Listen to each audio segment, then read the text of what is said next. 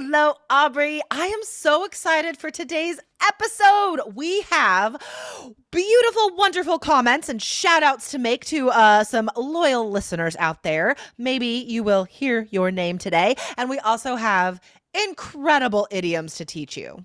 Yes, these idioms will be so useful on the IELTS exam. So I'm excited to share these with you. But I'm also excited to give a shout out to a lot of our listeners. We read your comments on YouTube, we read your comments on social media, your reviews. We're grateful for all of that. It helps us know that what we are teaching and sharing is useful, is beneficial. So thank you. Thank you for Exactly. letting us know and leaving those comments. Exactly, guys. Yeah. Wherever you are watching or listening to us, we would love to see a review from you guys because my voice just cracked because we work so hard creating this content for you. We love our listeners so much and we really do genuinely 100% dedicate ourselves to helping you guys improve your English and your IELTS scores, right? It can feel like we are shouting into the void sometimes if we don't get to hear from you, though. So please rate and review us wherever you're listening. So today we're reading some YouTube comments, and then we will teach you some awesome idioms. I'm very excited. What is the first comment today? Yes. So the first one is from Alexandria. And she said, while simultaneously using this from the most recent episode we taught. And then she said, can't believe I could learn something this next level. With lots of I emojis. I love love it. all the heart eyes emojis and the thank you is so amazing. It's so good. Yeah. So she left that comment. Thank you, Alexandria. On a very recent podcast we posted on YouTube, 1282, where we taught you guys the phrase while simultaneously. And yeah, that's super next level and so awesome. And I love that she's going to use it now. All right. So we're going to just give some shout outs here and then we'll get to a comment that inspired today's episode. Aubrey, who else do we want to thank today? Yes, the rest of these were comments in another very recent episode, Band 9 Job Vocabulary for IELTS Writing. So that was episode 1280. And the first one is, I love this name. It's mediocre, but with the underscore between medio and cray, like so So clever. funny. So funny. And they said, many thanks to you guys for your hard work. It was great to get new expressions and arm my vocabulary to use them. Oh, so good. I know, but the thing I love is that our students are thanking us for amazing vocabulary, but you guys are putting amazing vocabulary into your comments. And it just, you have no idea how happy this makes us. Okay. I know to use that idiom to arm my vocabulary like you would wear armor, like you're arming yourself. So that is next level. Well done. Totally. Yeah, because we arm ourselves with weapons, right? And words can be the best weapons.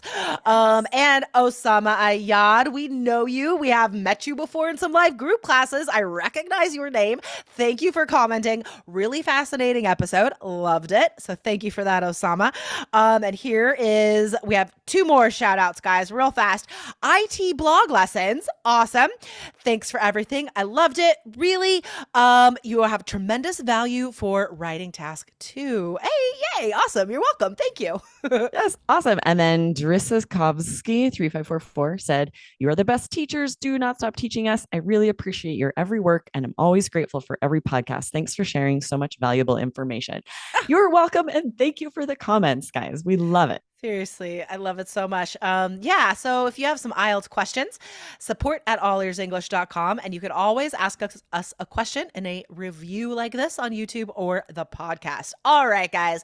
So today we are teaching you idioms about consistency, right? Choosing a course and sticking with it, choosing a path, choosing a system, making a decision and sticking to it, right? Because it's not always easy, but if you go back and change, then you're going to waste all the progress you have made and you have to start from scratch. You have to start over. So this is an idea that we can see coming up a lot in speaking and writing on the exam. Okay. And even like you might hear something like this in listening, read something like this in a true, false, not given question. Okay. So today's stuff is fantastic. Now, this is a common human experience to doubt yourself, to wonder if you've chosen the correct course. Yeah. And then, like you said, Jessica, change your mind and lose all the progress you've made. So we're going to read an amazing comment about this that I think will be very informative for you guys, especially if you're deciding which test to take. If you've already spent some time studying for IELTS, learn from this student's mistake. Yeah, so Sasan Safari, thank you for leaving this comment. And this was on another recent episode, 1274. So yeah, I love it. Okay. So Sasan said, and guys, just there's so much great vocab in here also. Yes. Sasan said, back in the day, back in time when I started learning English, I used to be zealous in learning English. But nowadays, I hate learning English, which has been caused by a futile and atrocious approach to the English examination by blah, blah, blah. I don't want to talk badly about brand names. I'm going to say the test, but still, I have taken the PTE test twice. In retrospect, so much great vocab, you guys. Okay. In retrospect, I shouldn't have switched to PTE from IELTS. If I had not switched to PTE, I could have gotten the good marks on IELTS. I mean, who knows if this is down to, the fault of an examination or not, but yeah, like switching to another exam when all of these exams are different definitely impedes progress. Yes, it can be a waste of time because there is a lot specific to each exam that you're spending time learning, strategies, specifics about the test, that then if you switch to another one, when either really would work for your needs, for the requirements you need, then all of that time learning anything specific to the exam is wasted. So it is valuable to stay the course, right? We're going to talk about that, to be consistent. If you find yourself doubting, oh, is IELTS the best exam? What about there are all these other options. If you've spent time studying for IELTS, yes, it's the best exam. Stick with it. And are there any amazing podcasts about the other exams? No. I mean, if you are preparing for IELTS, then you get to learn everything from us, which is awesome. There may be podcasts, but not as good as ours. Come on, let's be real. Okay, awesome. So the first idiom, guys, for consistency or not changing your mind, right? We've already used a couple times in context, and that is stay the course. This has a real, determined aspect to my mind. It's very much like, here's another one, put your head down. So many idioms like this. Put your head down and focus, right? Just stay the course, keep going. So this is determined consistency of not changing your mind. Yeah, the visual for me is either like a race car or a horse that needs to stay on the track in its lane. If you're wavering, moving, then you're wasting all of that movement, all of that effort. And it's the same for us, right? We have to keep our head down. That's another idiom that we use just to say keep focused on what we need to, so that we're not wasting time and effort. So I would say that is a formal idiom, stay the course. So you can use that anywhere on the exam, including writing. An informal way to say that would be stick to it. Right? Just stick to it, right? Keep going, that's a don't good stop. point, though, right? I could see in test 2 being like governments must stay the course once they determine an action, something like that, saying that you choose this reason and example, and then emphasize that they've got to stick with this choice or it's not going to work. This is great for problem solution essays, guys. In describing solutions, right? Any solution, I mean, most solutions that you describe will not be easy because we're talking about IELTS big problems here, so you'd be like, even though this will not be easy, if authorities stay the course in this decision, we will succeed, whatever. Yes, absolutely. All right. So the next is a longer idiom, but it's fun. It's also about racing, you said in the first one, you picture a horse or a race car. So here's another way to remember this one. Slow and steady wins the race. We're racing. But this is from a fable about the tortoise and the hare, a turtle and a rabbit. And I know a tortoise isn't the same as a turtle. But anyway, it's it comes from that fable, right? Slow and steady wins the race. I love this. I say this to my son all the time because he's 12 and he's like, hurry, get this thing done so I can, so I can either win or so I can have time or so whatever. But when we rush, we do not do well. Yes. And this is so useful for speaking if you're talking about hobbies or anything you're trying to improve, language learning. If you say, I haven't been able to become perfect, it's taken a couple years, but slow and steady wins the race. I spend 10 minutes each day and I'm getting there bit by bit.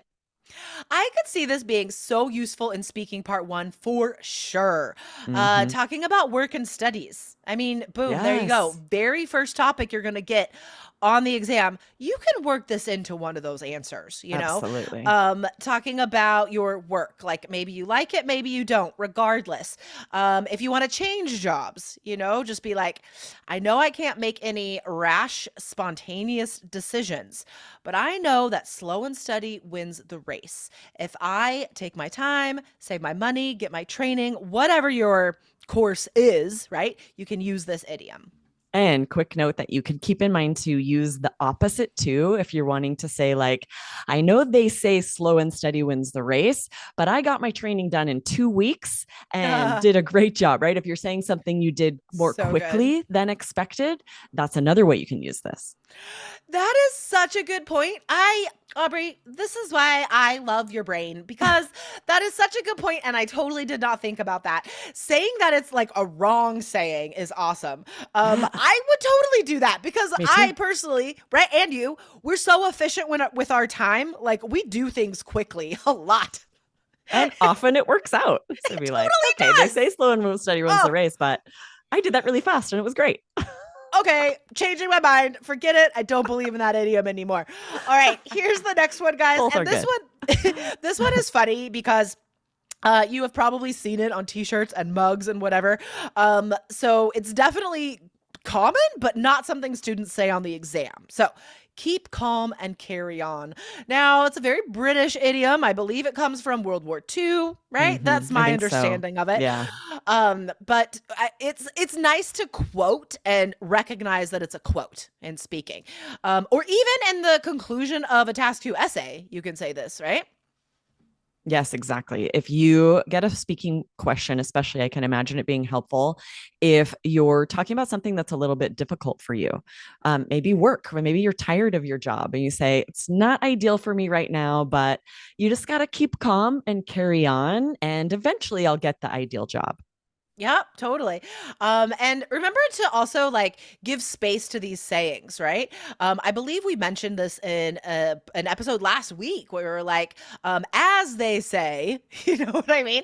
And we talked about Yes. how to introduce sayings and idioms. And this is a great one for that.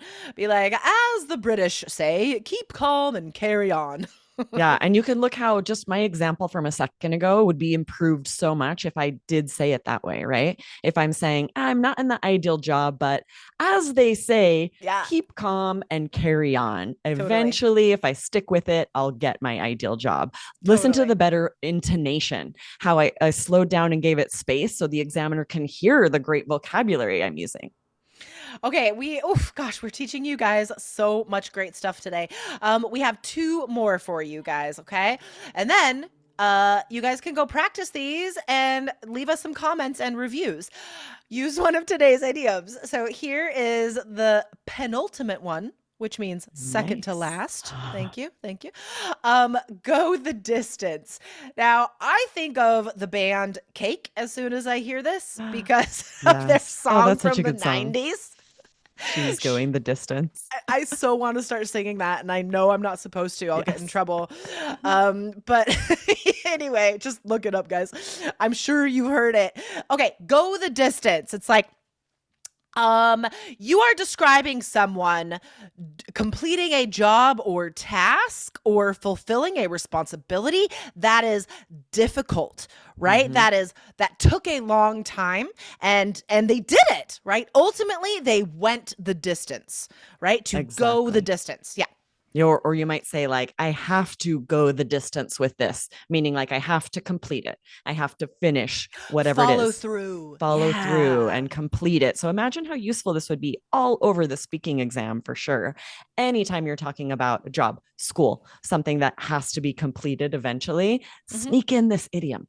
Nice, nice. All right, now this last one, guys. This is slangy. This is informal.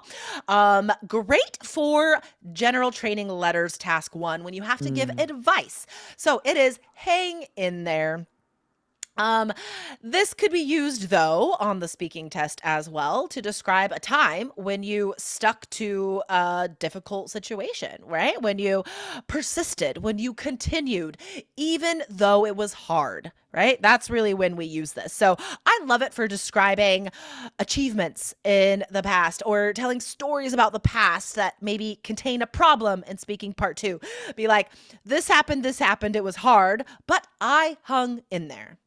Yes, exactly. And you have those options to either say, I hung in there or I was able to hang in there, Yeah, right? And they nice. both just mean I stuck with it. I was able to complete it. I didn't give up. Exactly, exactly. And give up. There's a phrasal verb. I am I am gobsmacked. That means very surprised. I Very am good. gobsmacked by the amount of vocabulary we have discovered today, everyone. So again, if you have learned anything from us today and enjoyed the show, please rate and review us wherever you're listening and find this episode on YouTube. It is 1288. 1288. Question mark? Yes, 1288. Hang in there. Nailed it. IELTS students, we got you. 1288. Find it and leave a comment. All right, Aubrey. Thanks for hanging in there. Thank you for hanging in there. Sticking it out with me. Stick with it. Stick with me. We got this. There's a lot of idioms with stick. Okay, we need to do another episode about stick Just idioms. all idioms Okay, with write it sticks. down. But next week, guys, we've already planned it out. Instead of idioms, we're going to give you high-level phrases for writing and speaking part 3 that mean persistent. Okay, great, So useful. great vocab coming up next Tuesday. All right, Aubrey, see you then. Awesome. See you next week. Bye. Bye.